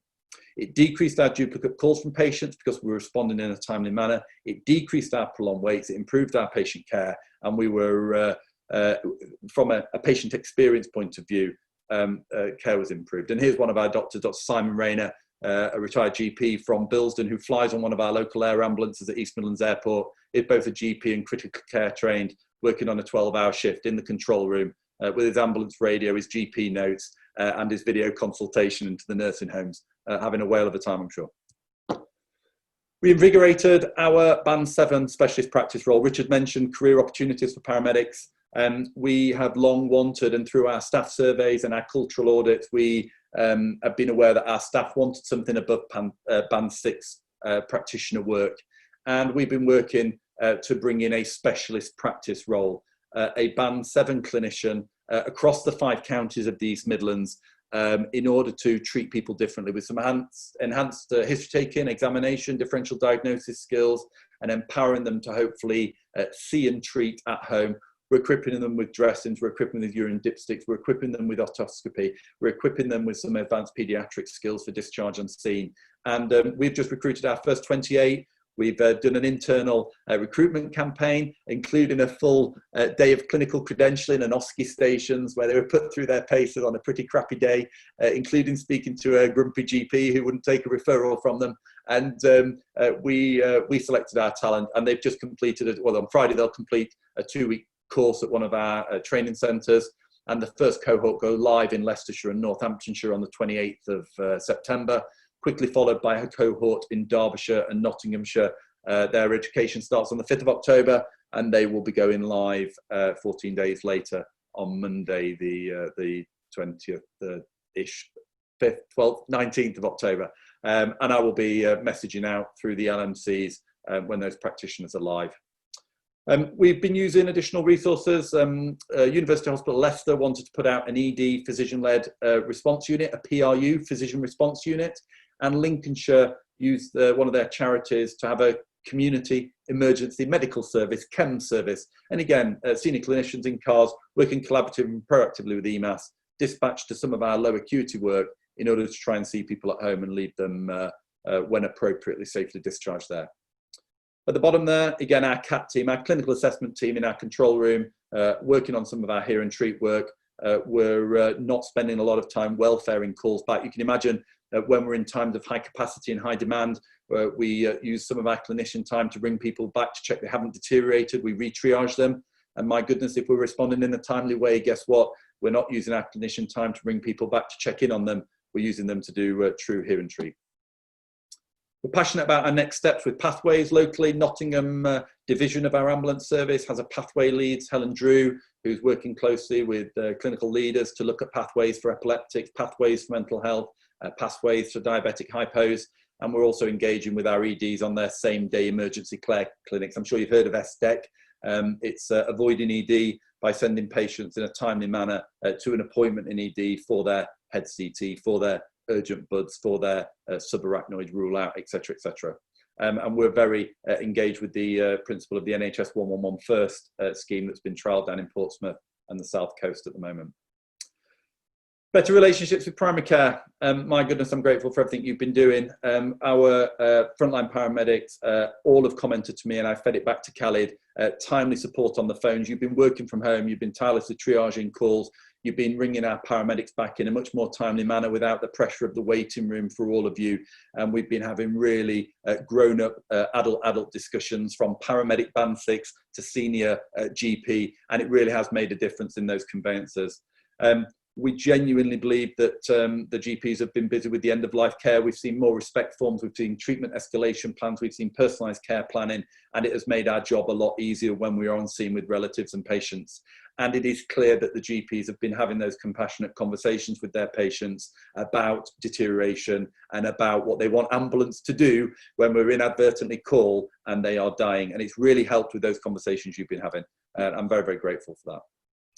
That's a little bit on COVID. I'm aware of time. I think I'm roughly on time, Michael. So if it's okay, I got this data in the last 48 hours and I wanted to move away from non-conveyance and let's talk about some of the other work that EMAS are required to do, which is cardiac arrest. People's hearts stop and people want those blue lights pretty promptly to do CPR defibrillation and hopefully get a ROSC, a return of circulation, and get those patients to hospital. And I've had this data in the last 48 hours and I hope to just share that with you if that was okay. EMAS in a year, this is our 1920 AGM. In a year, we respond to 7,600 cardiac arrests and we only actually resuscitate 2,900 of those because when we get there, there's a do not resuscitate form or an advanced care plan, or indeed it's an unwitnessed cardiac arrest and the patient is beyond reasonable time frame of assistance. And we do what's called a roll or a recognition of life extinct at the place of death. So the following information is all regarding the 2,900 patients that we resuscitated last year. And EMAS's average ROSC rate, or getting a heart going again, or getting somebody back to hospital, was 27.7% last year, compared to the national average of 30%. So when we work on a patient who's in cardiac arrest, nationally we would expect 30% of people's hearts to start beating again. And last year it was 27% for EMAS. Now, I wasn't happy with that because that's a one-year snapshot, and I don't think it gave the whole journey of EMAS from before my tenure. So I've asked our team, our research and audit team, to do a deep dive back on the journey of EMAS and where we are with our cardiac arrest. I am pleased to report in Nottinghamshire, our Nottinghamshire crews do get a ROSC rate of 30%, and if you have a cardiac arrest in Nottinghamshire, we get you back in alignment with the national average and we get your heart beating again. I just thought it would be an interesting fact for you Nottinghamshire types. Most important arrests, of course, are VF arrests, where we have ventricular fibrillation, where that cardiac arrest is witnessed, when it's in the street or your GP surgery, and where a shock is delivered early. Now, that is called an Utstein cardiac arrest. This is where it's VF, we deliver a shock, and there's immediate bystander CPR. Now, nationally, we get 54% of those patients' hearts going again. And I'm really pleased to report that in 1920, EMAS were comparable, again, with a 52% return of circulation for those patients in VF who needed resuscitating. Again, what is our journey, though, to get to 2% underneath national average? At this point, it's fair to say cardiac arrest is a tiny bit of our work, isn't it? It's 0.6% of all activity that EMAS do, but let's be honest, it's one of the most important ones to the patient and their families when it happens. We've been part of what's called the out-of-hospital cardiac arrest outcomes registry since its inception in 2014. And so I asked our audit team to go back and look at that 2014 data. Because we've been doing a lot in the last 6 years. We've brought in those physical pumping devices to do mechanical chest compressions. We've brought in cardiac arrest boot camps. We've had a new cardiac arrest strategy. And we have recently introduced cardiac arrest team leaders on scene. And here was the outcome of that data that I just wanted to share with you in the last 2 minutes. If we go back to 2014, EMAS, and what you'll see here, apologies, the red line is national average, and the blue line underneath it is EMAS. And what it shows to the left is that 6 years ago, we were 8% behind national. EMAS are now only 2.9% behind national. We've made real concerted efforts in the last 6 years to close that gap on people getting to hospital with an output. For those ones I just mentioned having a VF arrest that are witnessed, we 6 years ago were 12% behind national average. That is a startlingly worrying figure. But I'm pleased to report in the last 6 years we've closed that gap, and we're now only 2.5% behind national ROS rates for people getting to hospital. But the really exciting one is this one. When you have a VF arrest and when we get you to hospital, 6 years ago we were 10% behind national average of getting you home alive back reading your newspaper. And I'm really pleased to say that last year we closed that gap to within 0.6% of national average. And if you have a VF arrest and it's witnessed and we get you to hospital, 28.5% of those people will get back home to a good quality of life. So it's just a little bit of our emergency work to top up what we've been doing with COVID. And I'll pass back on to Richard. Thank you very much, Leon. Fantastic update there. Michael, I'm going to suggest, given time, we'll go straight into Q&A from anybody who's with us this evening, and any other information colleagues would like us to share, we're happy to do so. So thank you for everyone's time. Great. Yeah, thank you very much, Leon and Richard. So, I mean, I think, you know, rich in information, and I think that understanding really of what system partners do, and in fact, you know, what GPs do and how that interface works, and how, you know, one action here counts for another action. Now, I think that's really useful, and some good comments in there. A lot of thanks from some of the GP colleagues there for the EMAS, for the presentation, but also for the work that you're doing.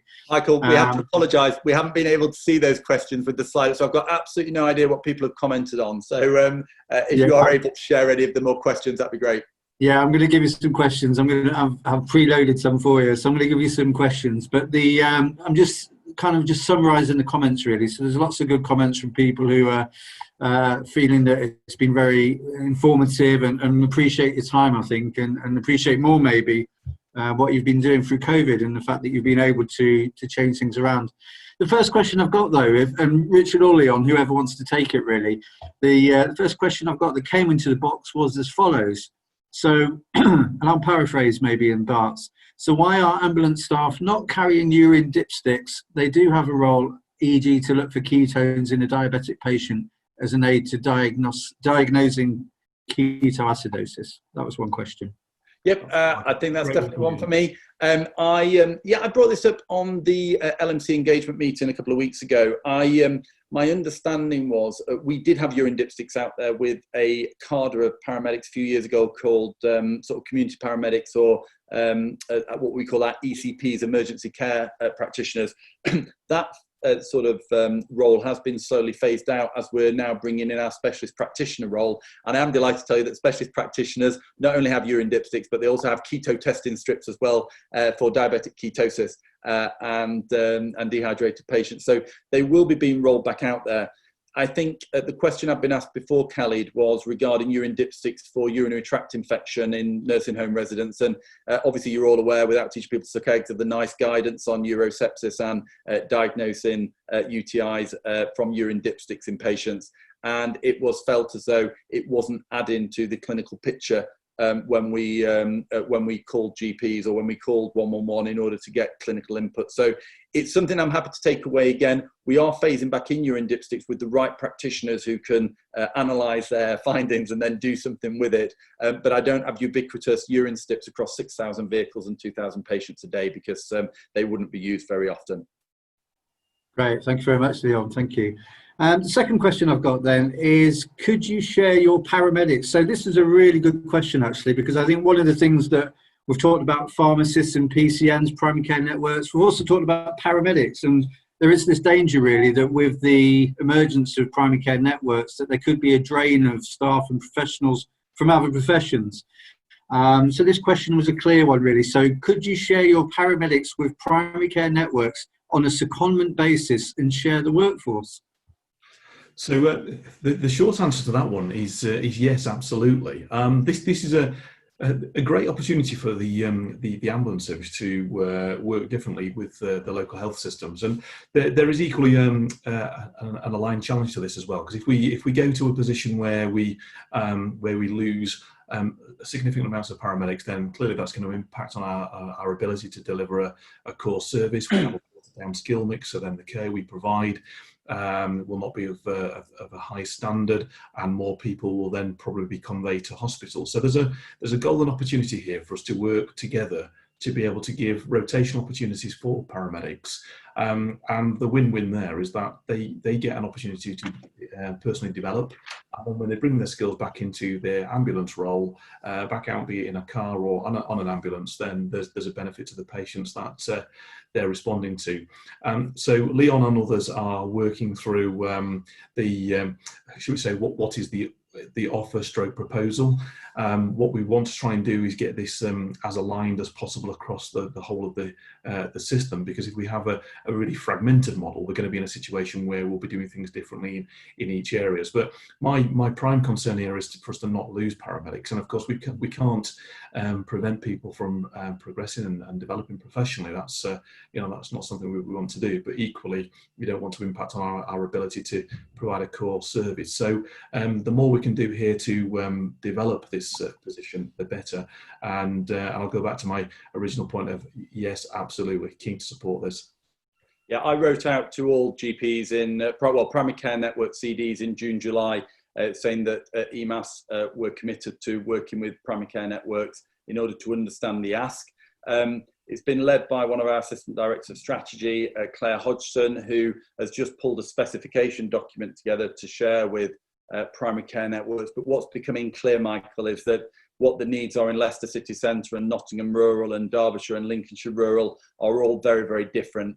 And when you say to somebody, do you want an EMAS paramedic who's going to phone triage your home visits or go and do home visits, or do you want one that's going to do your urgent on-care demand? Do you want them at band 6? Do you want them at band 7? Do you want additional training to them? What do you want to pay for? Do you want us to cover annual leave? Do you want to guarantee one every day, or do you want to share do you want us just to host them?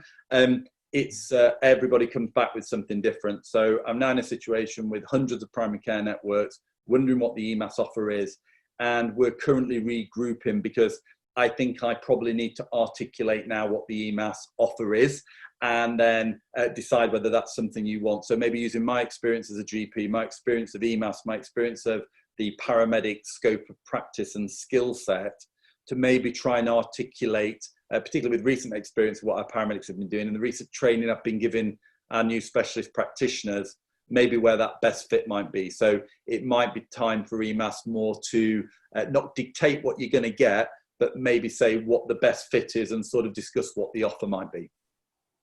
Great. So I think the message then that I've heard is that there's definitely a will to work together on this, and it's something that you've already been very much thinking about and communicating with the PCN. So that's the bit, isn't it? I guess it's all of us kind of working together to try to help really to answer the workforce requirements we've got. And I've seen a comment there, Michael, one size won't fit all. Well, yeah. I can't employ a big pool of paramedics to rotate on rotational basis and then rotate into one model in one area and one model in another, and then back to EMAS in another division.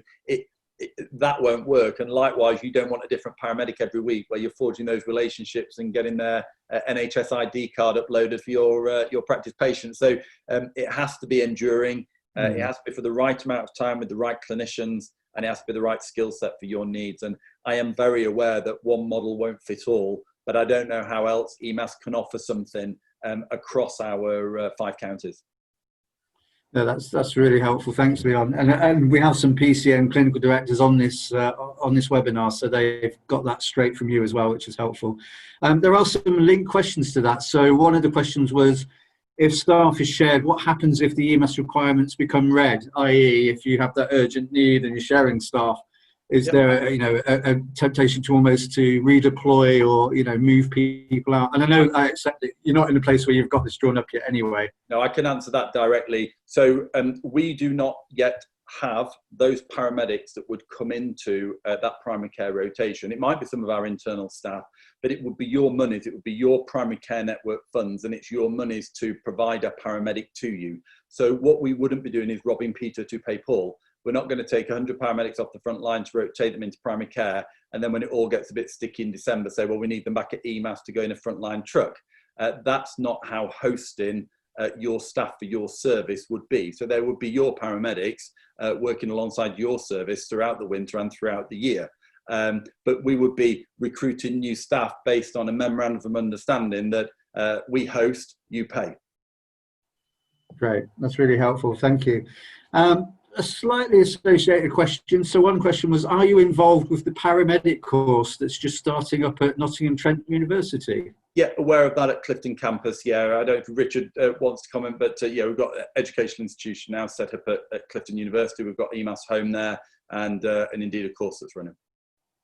Yeah, absolutely. So part of what we did there, we used to have a training school over at Kingsway in Derby, which we vacated that property, went into, it was part of the Eastwood Hall Hotel, and it wasn't really fit for purpose. It wasn't really what was required, and we went into this partnership then with the university, and it's been really, really well received, and we're getting an awful lot of applicants now, and people who are keen to join the ambulance service. And that training is kind of set the bar for the future. So yes, it is us and our course, and we're proud to be a part of that. Great, thank you very much. That's really helpful.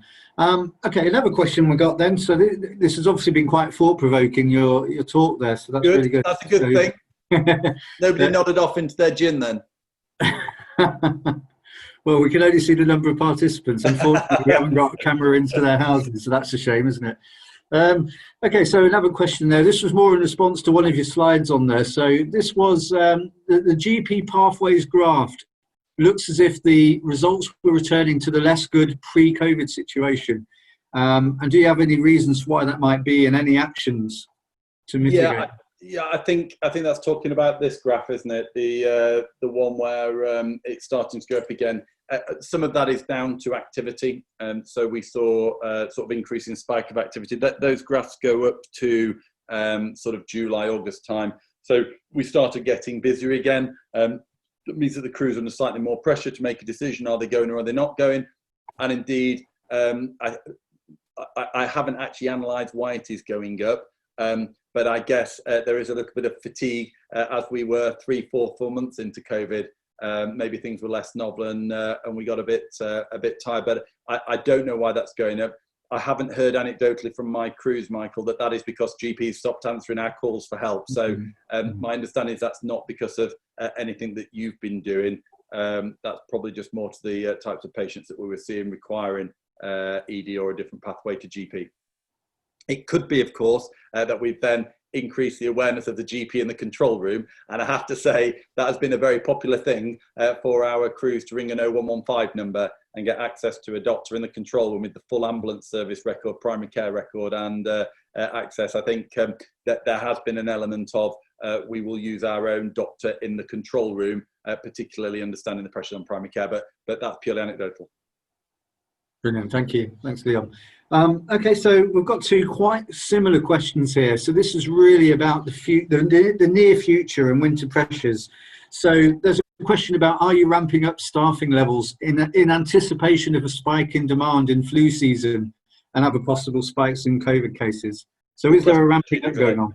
Yeah, there absolutely is, and we'll continue to do so. And what we're keen to do is follow on with some of the initiatives which we started during the early days of COVID, where we brought additional types of resources in and different resources as well. So some of you will have seen in the media, we did a partnership with the Fire and Rescue Service, where we had some firefighter colleagues were driving urgent care type ambulances, working alongside an ambulance colleague, and that was well received, and that's something again we will probably consider further as we go into sort of peak periods, alongside putting more capacity in the control room. One of the benefits we've had through allowing colleagues to work from home, so our clinical assessment team colleagues can then in effect log on from home, working remotely for sort of 2 or 3 hours at peak periods of demand, rather than sort of traditionally having to come into work for a set shift pattern. So again, another way of doing things differently. I think it's probably fair to say, however, we have seen some significant peaks in demand over recent weeks. So in the Midlands and the East Midlands, over the past sort of 3 weeks, we've seen some real pressures, and that's been reflected in what has been received via 111. So we do have a degree of nervousness around the sort of the 111 first, and what that may do, and the impact that could have on ambulance services, and indeed public behaviour and patient behaviour. That's another key factor to be behind all of this. But we will really be focused on additional resources, and I suppose a slight or an aside, given the latest announcements from the Prime Minister, given it's likely our normal kind of winter pressures and nighttime economy and Christmas activity, New Year activity will be very different, and that's something which will be unusual for us, because we've been so used to year on year having sort of triage tents in city centres and all of the kind of the things that go associated with that, and that means our demand may look very different, so we'll have to do different things, and almost planning for another unknown, but something we enjoy and will rise to. Yeah, that definitely, and that's across the sector, really, isn't it? About what will the new rules mean, and how will that affect how patients act? And of course, we're also aware of new ideas around how to mitigate people going to A&E and a 111 first scheme, etc. Okay, so there was a question there, and actually this is very similar, but this idea that A&E may become overwhelmed during flu season, perhaps get clogged up. It could affect your handover times, and have you thought of any novel ways of mitigating that risk? Sorry, Leon, I think you're on mute. I'm not sure if you want to come in. The only thing I know Richard will want to comment on this, we have been asked to be part of a region-wide NHS-EI collaboration regarding handover. There's some work done in the Northwest with a collaborative looking at hospital handover, and I know our Director of Operations and Quality are working with a regional team with NHS Midlands on that. But I'm sure Richard's got more experience of winter handover delays than I have. I've only done one winter, Richard. Okay. Unfortunately, Michael, when you asked that question, my internet froze, so I didn't quite get the question. So could you ask me that again, please? Yeah, sure. Yeah. So this was a question really about whether the handover times from A&E getting clogged up through flu might be, it might affect your handover times, and therefore have you got any kind of novel ways of trying to mitigate that risk? So yeah, Leon's absolutely right. Handovers are a significant pressure for us, and it's one of these things where we often talk about risk, and people rightly will talk about risks within the department, and when there's pressures, and we have many situations where patients are being held in the backs of ambulances because it's not safe to put them in the department. But what's often then unseen is the level of risk which is in the community, where we have people who have rang for 999 for assistance, and there is nobody with them, and we have to be proportionate with the balance of risk there. And in many instances, whilst I accept and acknowledge the issue around safety in departments, there equally is a sort of pushing need for us to respond to those patients in the community. I would say we have different challenges from different hospitals, and in the East Midlands, there's no surprise that some of them, which it's been well publicised, probably Leicester hospitals, Lincolnshire hospitals have more pressures than we see in the Nottinghamshire system, for example.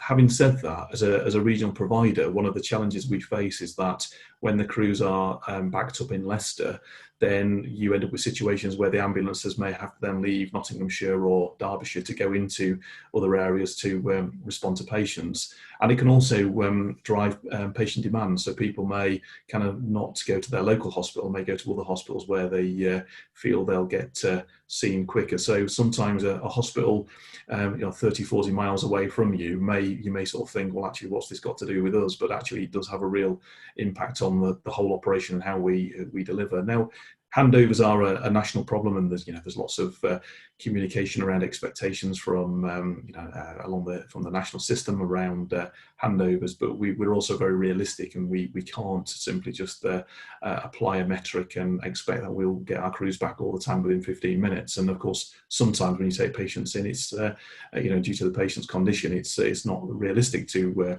release the crew within 15 minutes.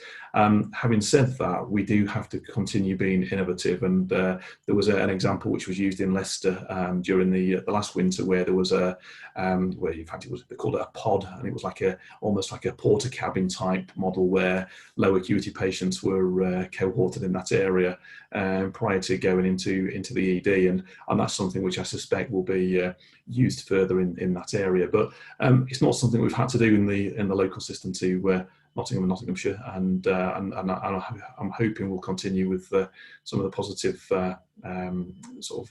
numbers we've seen. Brilliant, thank you, Richard. And I hope you don't mind this kind of quick fire style, but I've got more flying in here. So again, linked to that really. So there's a question there about patients with seasonal influenza and COVID concurrently, and their chances of rapid deterioration being high. Have the algorithms at the call centre level taken, has there been any changes to the algorithms to stratify risk and direct the appropriate response given the twin risks of flu and COVID?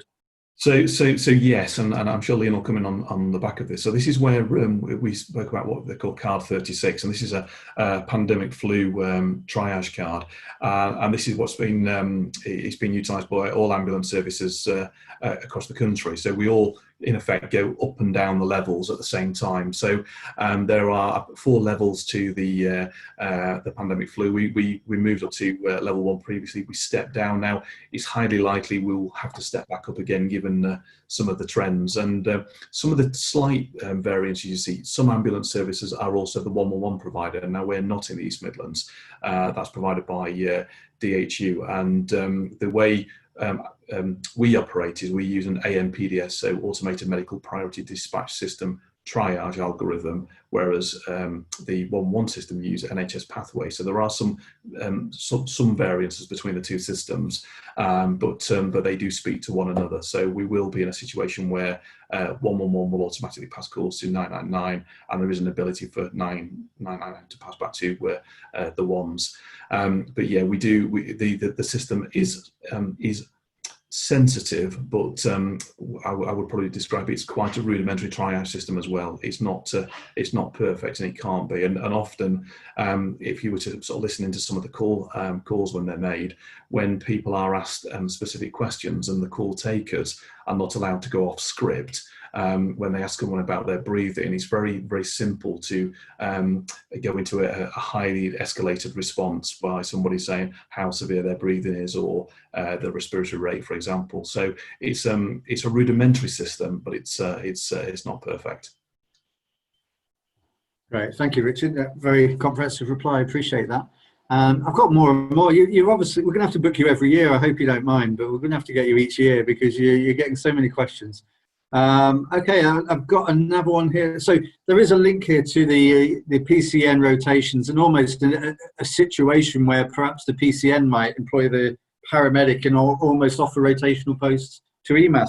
So almost doing it the other way around. That's been mentioned. And then that links really to something about retention strategies that you offer for your paramedics. And there's also a link question there about support services for your paramedics in these unprecedented times, and and also in normal conditions. So I guess the question, if I summarize, is what's there for your paramedics in terms of strategies to retain them, but also to support them in these really strange times? There's obviously an interest in that from the team. Yeah, absolutely. So if I start on this one, and then I'll get Leon to pick up some comments as well. So it's no surprise that especially during the COVID period, the anxiety and nervousness across the workforce, and not just in the paramedics, but all colleagues across the service has been quite stark. The early days, when colleagues were going into the patient's home addresses where the level of risk is not mitigated against. You don't know what you're going into. Understandably, there was an awful lot of fear and nervousness. Now we took a step above some of the national requirements at some stages, and we issued higher than the required level of PPE, and every individual member of frontline staff now has personal issue hoods, respirator hoods, which was seen as the golden standard in ambulance service, and that was really well received by our staff and trade unions. And I said right at the beginning of COVID, the two key priorities here was around patient safety and staff safety, and of equal importance, because we cannot be in a situation where our colleagues didn't have the right equipment to do the job. Having said that, running in parallel as well, people have been under immense pressure, and as we know this across the health system, and we've had to do very different things around pastoral support, around appropriate trim assessments, and that's something which certainly Leon has been taking forward in a really positive way. And sometimes we forget about the colleagues who are not kind of patient facing, the people who work in things like the control room, where the level of pressure they face sometimes, especially call takers, can be one of the most challenging roles in the organisation, where they have no let up. They may be on a call, and it may be a cardiac arrest call, and they're talking a caller through CPR instructions, and at the same time the phones are ringing and we're holding other calls for people to answer. So that environment can be really, really pressurised. So we have to be able to do different things for different tiers of staff. And what I would also say, we're also keen to learn from others as well. And from Leon's background in the military, he's brought a lot to the organisation where we've learnt in different ways, and we're also receptive to learn from other colleagues who may have some valuable feedback of how we can do things in different ways. The support, the rotational bit, I'll hand back to Leon if that's all right. Yeah, I think the other part of the question was support to staff. So we've got everything from sort of clinical support managers, sort of divisional operational managers. We've got peer-to-peer support. We've trained people in peer-to-peer support pathways. We also use the TRIM sort of debriefing tool, which has been used in the military in the past. We've also got our own Reverend, we've got our own Padre with EMAS, Reverend Kevin, and various other Freedom Speak Up Guardians and health and welfare support. So there is a huge amount out there. A lot of it is just being aware of the incidents and providing the support to those patients. As Richard said, it's just about listening to our staff. Richard's got a substantive executive now. The executives at EMAS are all been in substantive posts now for over a year, and it's allowing us to drive some of that change and some of that support top down through our sort of hard-working paramedics that have been out there, the thousands of staff working on our behalf. That's really helpful, thank you. And I think we can learn from that as well, because obviously the difference is that general practice being mainly made of independent contractors, there isn't a kind of coverall service that you can describe in the same way that you can as an organisation. So there may well be some learning for us there. So that's really helpful. And we're certainly doing some of those things in isolated schemes, but there isn't a combined offer in the same way. We've got about 5 more minutes really, but I've got 1 or 2 more questions left. Now this one, I'm hoping, it's difficult when you read out somebody's question because it's how they meant it. So I'm trying to just kind of give you this and see if there's enough for you to answer it with really. So how can you avoid call handlers telling carers or relatives to commence CPR in patients with respect forms saying do not attempt CPR? And this is when they ring 999 in panic and the patient dies. So the realisation that they shouldn't call 999, but some still do, even though there's a respect form in place. I don't know whether that's something you come across in training or in updates. Yeah, okay. Yeah, it is. So the answer to that is we obviously can't verify the validity of the DNA or CPR form over the telephone. So there is a lot of it is the education that you are doing daily with people over what the respect form means, and that they're not to call 999 when their relative expires. But you're absolutely right. People do panic, and that is put through our triage system, and it will come out as what we call a 09 echo call, which is a cardiac arrest. And unless the question set will then, if it's mentioned that there's a do not resuscitate, we will look for equivocal signs of death. So there is a set question set then on cold in a warm room, stiff, time since last seen. There's a certain question set. Now, if the call taker, and they are non-clinically trained, they are algorithm based, can ascertain that this patient is beyond help, then it will get sort of decategorized as a category 3 call, and we will still respond, but not in 7 minutes, and we won't advise CPR. But if we can't validate the do not resuscitate form, and if we cannot equivocally say that you are dead, then I'm afraid, for safety's sake, somebody's just dialed 999 for an emergency response, we will try and talk the relative through doing CPR, which may involve bringing their relative down onto the ground, onto a firm surface, and starting CPR. The majority of family members will refuse to do that, and we will respond in a timely manner to that. But yes, some family members do panic and do then start CPR. It's regrettable, but we have to be sensitive to those that would otherwise have survived if we had resuscitated them. So it's oversensitive, it's over triage, but that is the cost of having a non-clinical algorithm-driven call-taking service. Really informative response. Thank you, Leon. And the last one before I bring Greg in, because Greg's got a whopper for you that I'm going to bring him in for in a minute. It's a cracking question, and I can't wait to hear the answer. But there's one more I've got here, which is about the 111 first scheme, and I'm presuming that you're aware of what that's planning to do. And it was just if there's anything in terms of how EMAS is preparing for that you might be able to update on. Yeah, so we absolutely we work very closely with DHU, and we're in regular dialogue with them at the moment around the sort of the planning. It's fair to say one of the challenges that is facing at the moment is around having sufficient capacity in call handling to be able to deal with the additional demand. But we're confident that we'll be as well prepared as possible to kind of run in parallel with them. I think the unknown is, whilst we can look at the modelling that's come through from the pilot sites across the country, the unknown is to what this will actually truly manifest itself in the East Midlands, and I think it's fair to say there'll be variances across the counties, which is what we currently see with 111 access, which it does align to in some areas around primary care access too, which we know is variable in some bits of the region.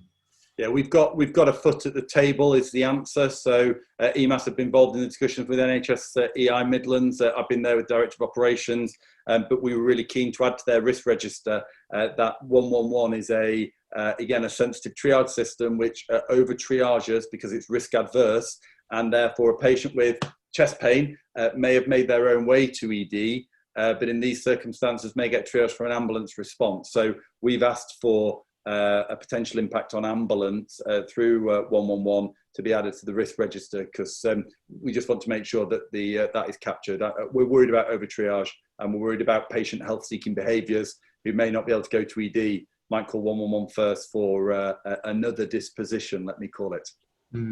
Yeah, no, thank you very much, and that will resonate with GPs, I think, and colleagues in the room, because I think we're having similar discussions about what will this mean, and obviously the big fear would be about a rise in any workload. And just to reassure people really attending that we are in the implementation group locally for that, and there's a GP called Jonathan Ashton in West Bridgford who is leading the implementation in Nottinghamshire. So the LMC, we're having discussions about that, and we will release some information to you very soon about some data around what we expect might happen in terms of general practice presentations, or as best as we can choose. The last question I've got here, it's from our chair, Greg, and I haven't prepared you for this one. I'm going to let Greg go for it. Thank you, Michael. It refers to one of your earlier slides when you were talking about your ambulances, really, and how you replaced so many because some of them were 3.5 years old. 8 years old. They were 8 years old. Whatever it was. I was just wondering, because, doctors are notoriously nosy, really, but what on earth do you do with second-hand ambulances? So is that for your interest on a personal level to purchase one, or? I was just wondering. It just struck me that I have absolutely no idea, so I thought I would ask the question. Well, somebody's put Peter Holden, fish and chip vans.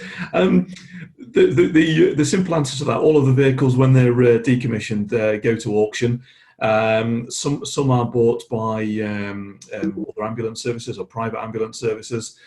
You'll see them appearing at events and private providers, but also quite a proportion of them bought and go abroad, where ambulance services, don't, or there isn't as much support in local systems.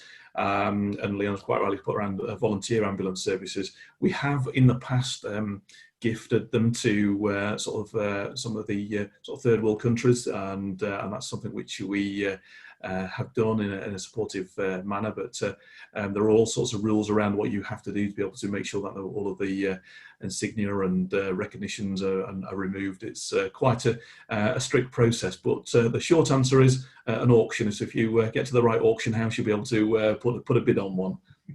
Richard, it's fair to say if Greg wants to come and play with the lights and sirens once COVID's finished, we can arrange an observer shift for him, no problems at all. Thank you. Brilliant. Well, that's interesting, and we've certainly seen vans used for different things locally. We've got the special allocation scheme, the violent patient scheme. Sometimes patients are seen in a van there on the road, so we've seen certainly vans being used for various things. And being ex-Air Force, I think some of the ambulances you had, probably about 20 years late, probably got to the Air Force at some point, because they certainly weren't brand new, I don't think, some of them. Anyway, that's on another point. So I wanted just to thank Richard and Leon really for your time there. You were very, very helpful and very patient with us. I think there was a lot that people wanted to know. So there would be a round of applause in the room. Greg's just delivered one, but please take it as a virtual round of applause. Very grateful for everything that you've done, and that obviously that cross-sector work, and I hate to use the words cross-sector because it means that we're not on the same team, but we should be. So I think that's something we always want to carry on doing in the LMC, so that interface and working together. That's how I certainly think our LMC should be: forward-looking, inclusive, working across the sector, but being firm for standing up for our GPs. So before I let Greg close, really, I just wanted to thank everybody. I feel privileged doing this role. I've been working with GPs for 20 years or so, back from when I was a medic in the Air Force, which was more of a paramedic type role in practice management. Left in 2006, went into practice management eventually, been in CCG directorship, and then came into the LMC 7 years ago. And it's a fantastic job. Love serving general practitioners, and it's a difficult time, but I think the thing, I'm not a GP, but what I'm excited about with general practice is just how quickly you can do things, you can make decisions, you can change things, and we've seen that through COVID. And so it's a massive thank you to everybody who's here, everybody who works in practice. And I'm going to say the names of my team just one more time. I didn't say everybody, but they all deserve some praise as well as our committee who lead us from a clinical point. So it's thanks to Helen, to Janet, to Lucy, to Stu, to Amanda, Nikki, Zenaida, Rahima, Ellie Mae, Ashley and Lois. They all deserve a mention. That's the team that makes this happen, and I'm very grateful for everything that they do. And with no further ado, I'm going to hand you back to our esteemed chair to close the meeting. Thank you, Michael, and my thanks as well to all the team and to Jen and to all the LMC members, my fellow officers, for all the work you've done through the year. So tomorrow is going to be a new day. We will go back to work. Our patients will ask much of us, as they always do. What will happen next week, next month, I don't know. I think one thing we can be reassured about, though, is the local medical committee remains. We will still be here. Next year's AGM will be different again. Hopefully an event, face-to-face. We might even get fed. You never know. So thank you all for attending tonight. I think it's been a very successful AGM, a completely different AGM, not something any of us would have planned for. Very good. Thank you again to Richard and Leon for their views on EMAS. I think it's been a very worthwhile thing.